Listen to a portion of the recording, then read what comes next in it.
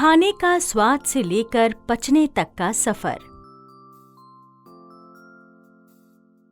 बच्चों, क्या हुआ? मुझे देखते ही मुंह में पानी आ गया। तुम तो बच्चे हो, बड़ों के साथ भी ऐसा ही होता है। सभी लोग मुझे और मेरे दोस्तों को बहुत चाव से खाते हैं।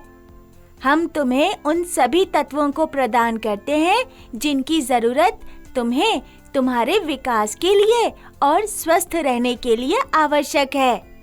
मेरे कुछ दोस्त तुम्हारे स्वाद का अच्छा ध्यान रखते हैं, इसीलिए तुम्हें ज्यादा भाते हैं। लेकिन ध्यान रखना, अगर तुम खाने की चीजों को संतुलित रूप में लो तो ये तुम्हें नुकसान नहीं देंगे। आज इस वीडियो के द्वारा मैं तुम्हें तुम्हारे शरीर में खाने के सफर पर लेकर चलूंगा।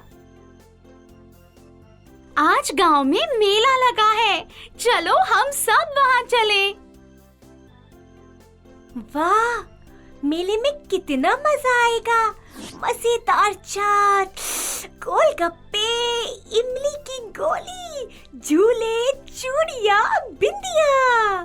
चलो चलो जल्दी चले।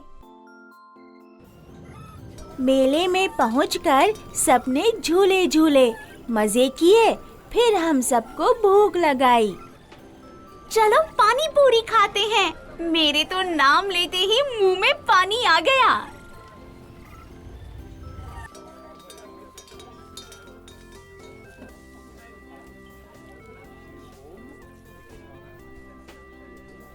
खाने से पहले ही खट्टे मीठे पानी का मजेदार स्वाद मेरे मुंह में आ गया।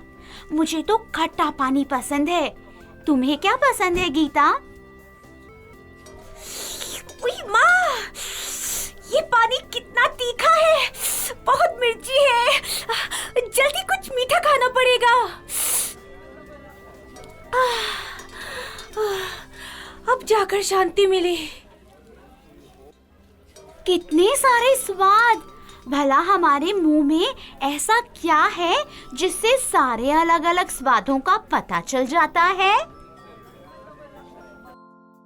मीनू सोच में पड़ गई कि उसके मुंह में सारे स्वाद का कैसे पता चलता। हमें मीठा, तीखा, कड़वा, खट्टे का कैसे पता चलता है। मीनू यही सोचते सोचते घर लौट आई अपने दोस्तों के साथ।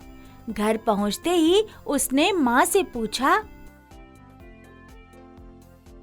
माँ, हमें खट्टे स्वाद का कुछ खाने से पहले ही कैसे पता चल जाता है?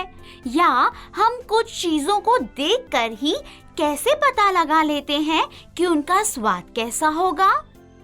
माँ बहुत गौर से देखती रही, फिर बोली, जाओ मीनू, गीता और अपने सारे दोस्तों को बुला लाओ। मैं तुम सबके साथ एक प्रयोग करूंगी। मीनू भाग कर गई और अपने दोस्तों को बुला लाई। माँ रसोई में थी और उन्होंने कई चीजें सामने रखी हुई थीं।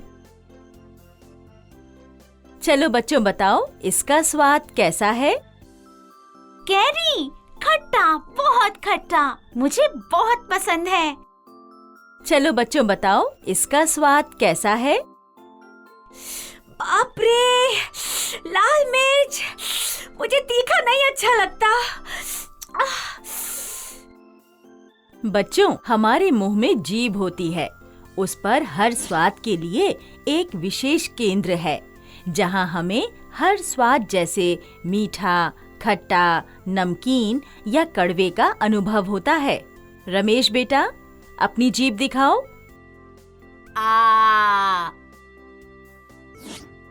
आप अगली बार जब कुछ खाओ तो अपनी जीभ पर उस स्वाद के अनुभव पे ध्यान देना।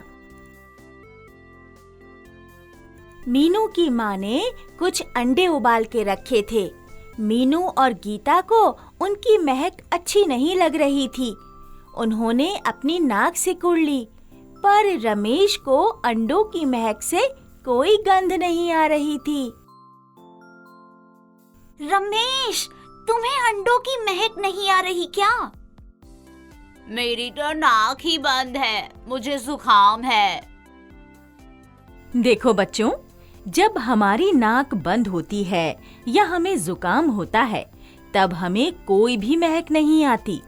इसीलिए रमेश को उबले हुए अंडों की महक नहीं आ रही है, पर मीनू और गीता, तुम्हें ये महक आ रही है। कई चीजें जैसे अंडे, मछली, उबलता हुआ दूध, समोसे, पकौड़े इत्यादि की महक से ही मुंह में स्वाद आ जाता है। हाँ, वो गंदी कड़वी दवाई जो तुम मुझे खिलाती हो जब मैं बीमार होती हूँ। सभी बच्चों ने एक साथ बोला, छी, दवाई कितनी कड़वी होती है। मैं एक उपाय बताऊं तुम बच्चों को? अगली बार अपनी नाक बंद कर लेना दवाई पीने से पहले। इससे तुम्हें ना तो दवाई की महक आएगी और ना ही दवाई कड़वी लगेगी। दोस्तों, आप भी यही तरीका अपनाना। दवाई के नाम से ही मुंह का स्वाद खराब हो गया। माँ, कल जो पिताजी ताजे फल लाए थे वो खाने को दो ना। अभी देती हूँ।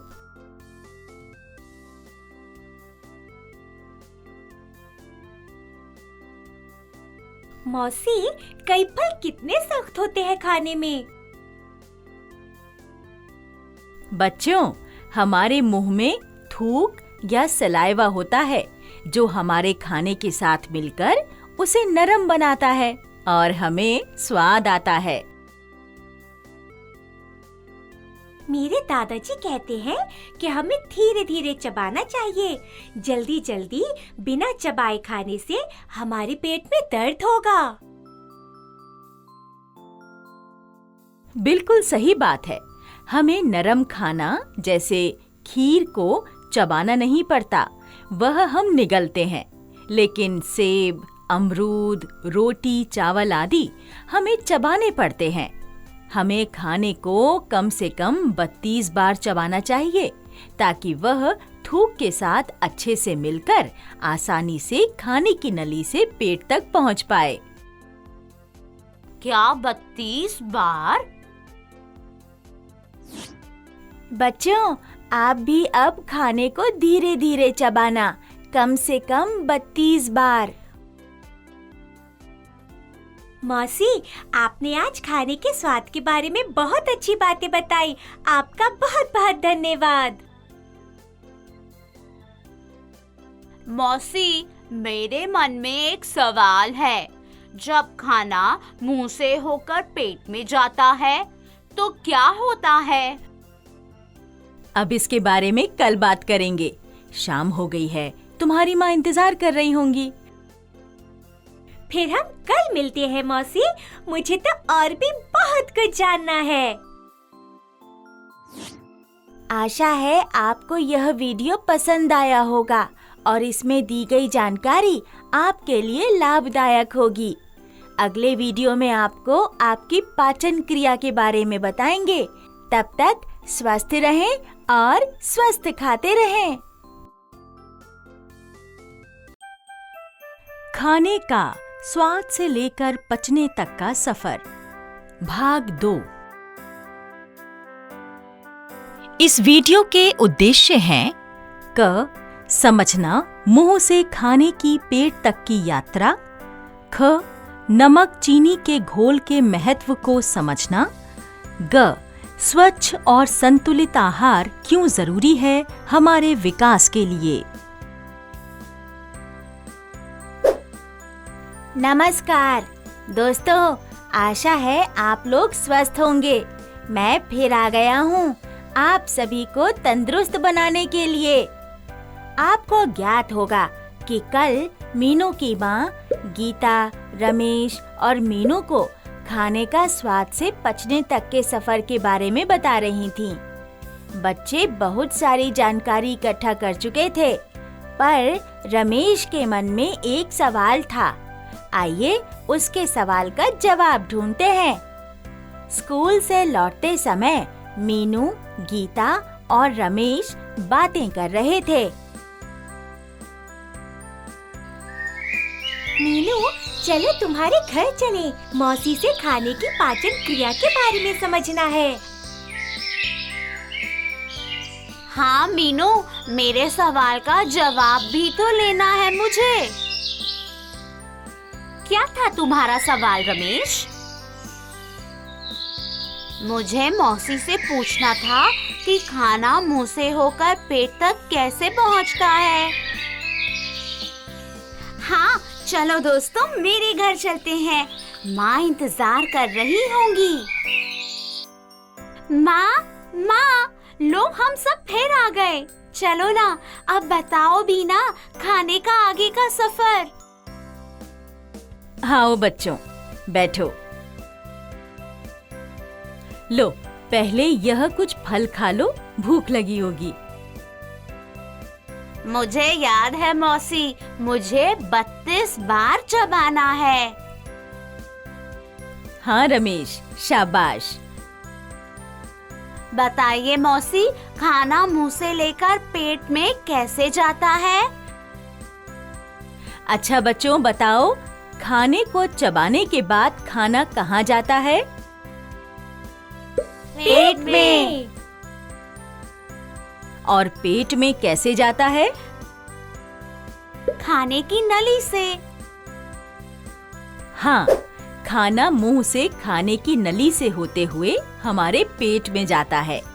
वहाँ हमारा पेट खाने में से अच्छी चीजें, पौष्टिक तत्व निकाल लेता है और बाकी अनचाही चीजों को आगे भेज देता है। इससे हमें पूरे दिन काम करने की, पढ़ने की और खेलने कूदने की शक्ति मिलती है।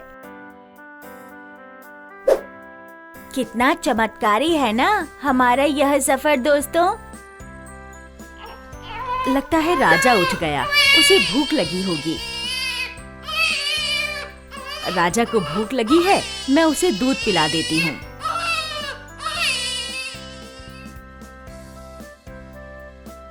मौसी, आपको कैसे पता चला कि राजा भूखा है?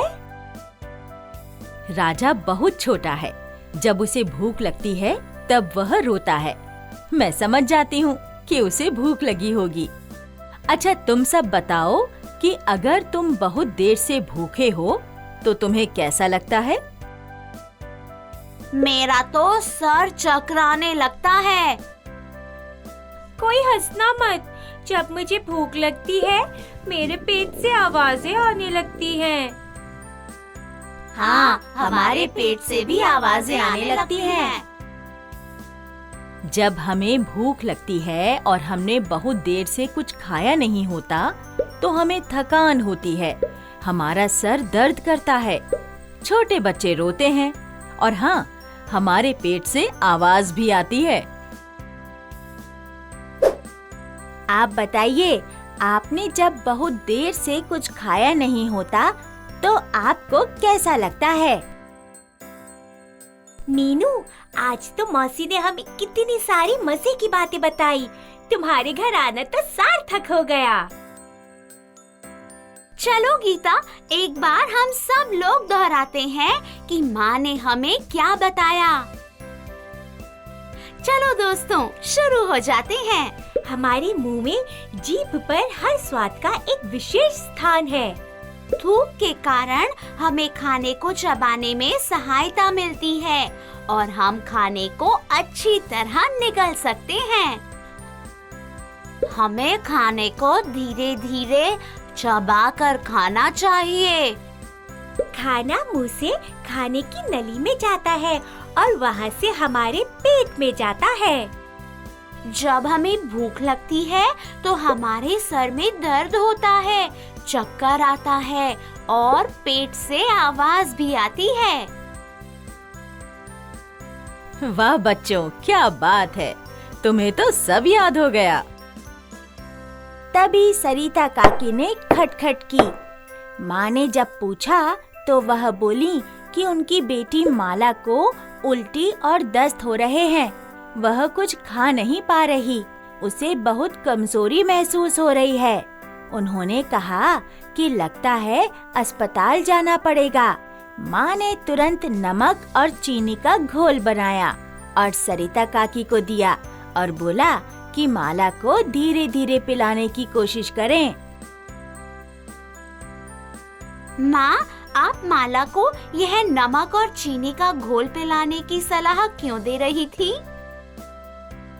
बच्चों, जब हमारे पेट में कुछ नहीं ठहरता और हमें उल्टी या दस्त लग जाते हैं, तब हमें घर में साफ पानी में नमक और चीनी मिलाकर मरीज को धीरे धीरे पिलाना चाहिए। माला के पेट में कुछ ठहर नहीं रहा था और उसके शरीर से सारा पानी उल्टी और दस्त के रूप में बाहर आ रहा था। इसीलिए यह नमक चीनी का घोल उसको थोड़ी ताकत देगा।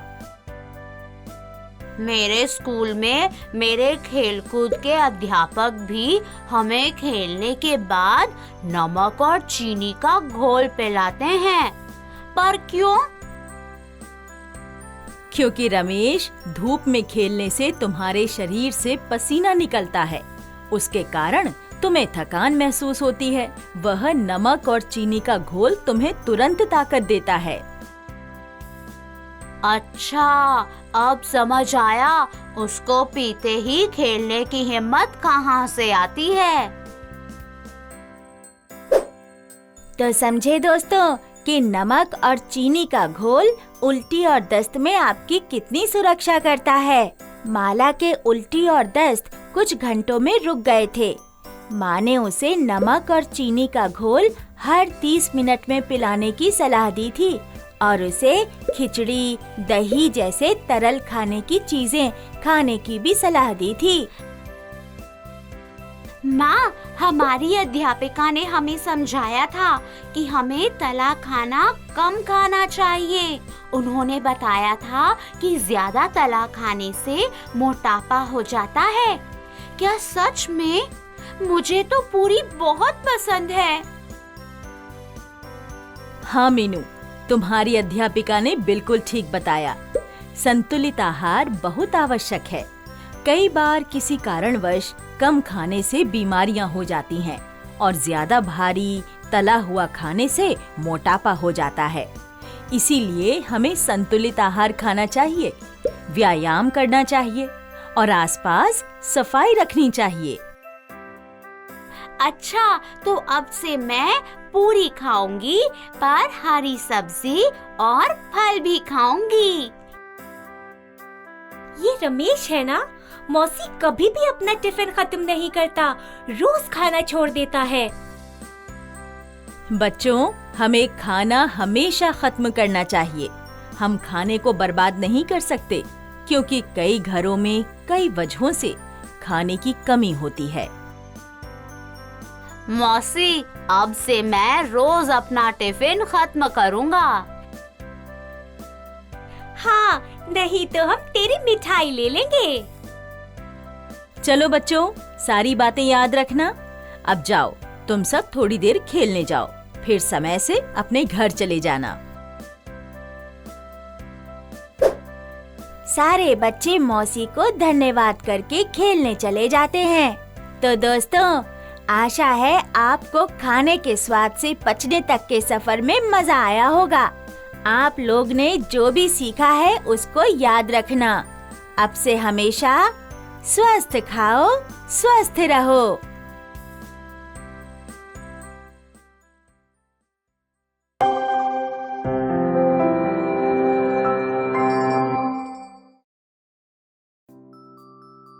खाद्य संरक्षण। दोस्तों, पहचाना मुझे? मैं तुम्हारा पसंदीदा फल, फलों का राजा आम हूँ। आज इस वीडियो के द्वारा आपको आपकी पसंदीदा खाने की चीजों के बारे में बताऊंगा। क्या आपने कभी यह सोचा है कि कुछ चीजें जल्दी खराब होती हैं और कुछ लंबे समय तक चलती हैं? क्या आप जानते हैं कि कुछ खाने की चीजों को अलग अलग तरीके से पूरे साल संरक्षित किया जा सकता है? और क्या आप जानते हैं कि भोजन का संरक्षण और भोजन का खराब होना अलग अलग कारणों पर निर्भर करता है? चलिए हम इस वीडियो के एक पात्र राजू के घर चलते हैं। इस वीडियो के उद्देश्य हैं: 1.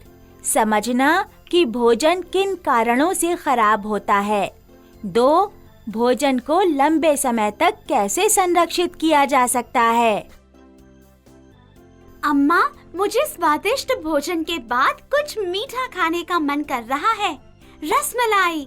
वाह, मैं अभी चुन्नू हलवाई की दुकान पर जाऊंगा और रसमलाई खरीदूंगा।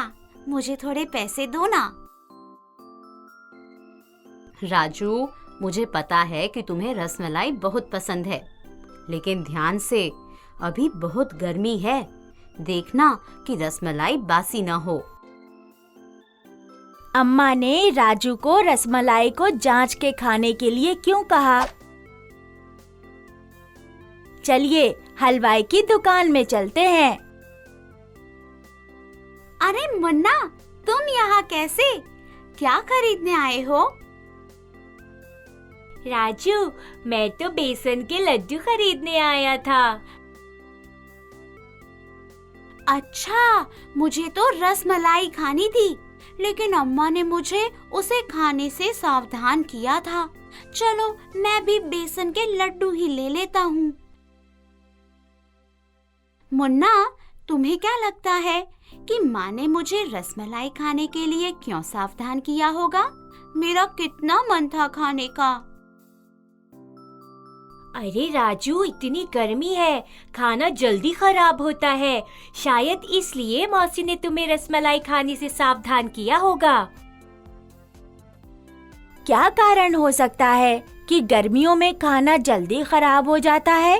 क्या आप उन खाद्य पदार्थों की सूची बना सकते हैं जो 2 से 3 दिन, जैसे रोटी, 1 हफ्ता, जैसे लड्डू, 1 महीने, जैसे नमकीन चिवड़ा खराब ना हो?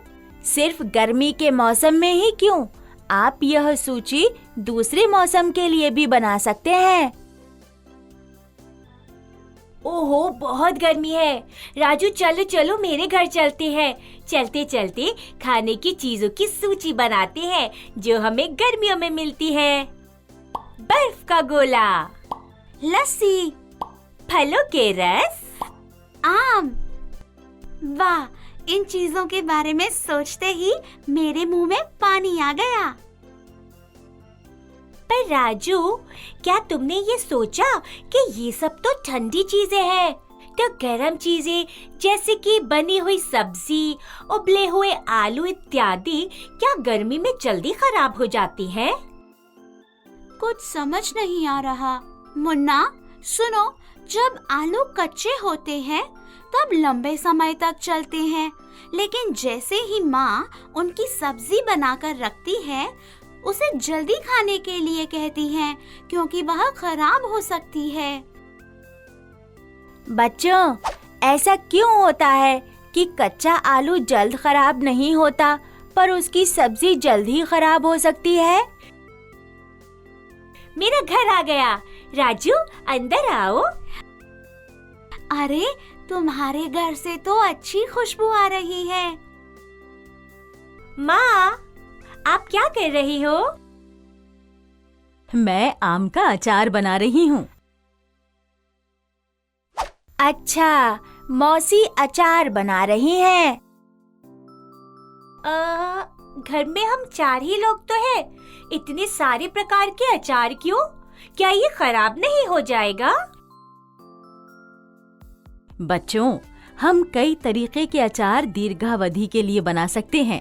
इन अचारों में हम परिरक्षक अर्थात प्रिजर्वेटिव्स जैसे नमक, तेल और अलग-अलग मसाले डालते हैं, जिनकी वजह से ये कई साल तक खराब नहीं होते हैं।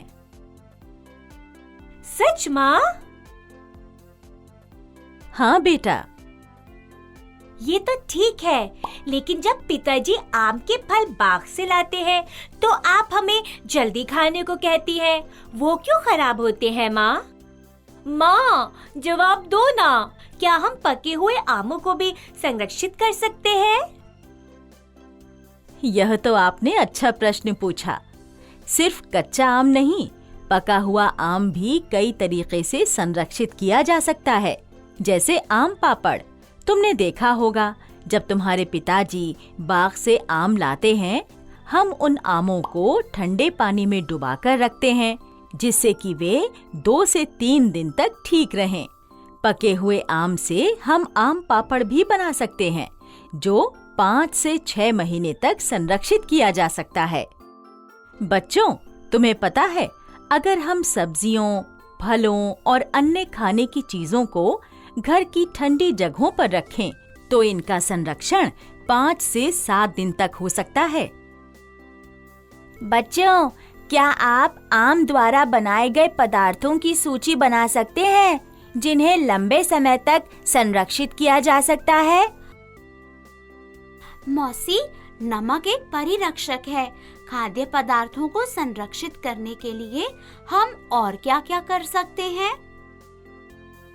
बेटा, खाद्य पदार्थों को संरक्षित करने के लिए हमें उन्हें सूरज की रोशनी में सुखाना पड़ता है। इसलिए अचार बनाने के लिए मैं अंबियों के टुकड़े अच्छी तरह से धूप में सुखा रही हूँ ताकि वे सूख जाएं। चलो बाहर जाकर देखते हैं। यहाँ अंबियों के और टुकड़े अच्छी तरह से धूप में सूख रहे हैं। पर माँ, ये अंबियों के टुकड़े इतनी तेज धूप में क्यों सूख रहे हैं? इन टुकड़ों को धूप में सुखाना पड़ता है ताकि इनमें बिल्कुल नमी ना रहे। ऐसा क्यों मौसी? अगर थोड़ी नमी रह भी जाए तो क्या होगा? याद है मुन्ना, जब हम 4 दिन पहले ब्रेड को बाजार से ले आए थे और एक डिब्बे में रखा था, फिर क्या हुआ था? ओह हाँ माँ, याद आया। पूरी ब्रेड खराब हो गई थी। ऐसे क्यों हुआ माँ? मुन्ना, ब्रेड इसलिए सड़ गई थी क्योंकि उस डिब्बे में थोड़ी पानी की बूंदें थीं और हमने ध्यान नहीं दिया था। हमेशा खाने के संरक्षण के समय यह ध्यान देना चाहिए कि डिब्बे, पतीले या बरनी में बिल्कुल नमी ना हो। नमी के कारण बैक्टीरिया या फंगस नामक जीवाणु पनप सकते हैं और खाने को खराब कर सकते हैं। अच्छा, ऐसे भी होता है?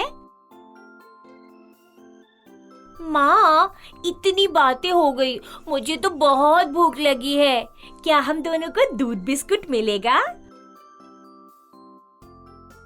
हाँ बेटा, देती हूँ। माँ, इतनी गर्मी है, आप दूध को क्यों इतना उबाल रही हो और क्यों इसको इतना गर्म कर रही हो? दूध को उबालना जरूरी है ताकि इसमें जीवाणु ना पनपे और दूध संरक्षित रहे। अरे वाह, हमें पता ही नहीं था।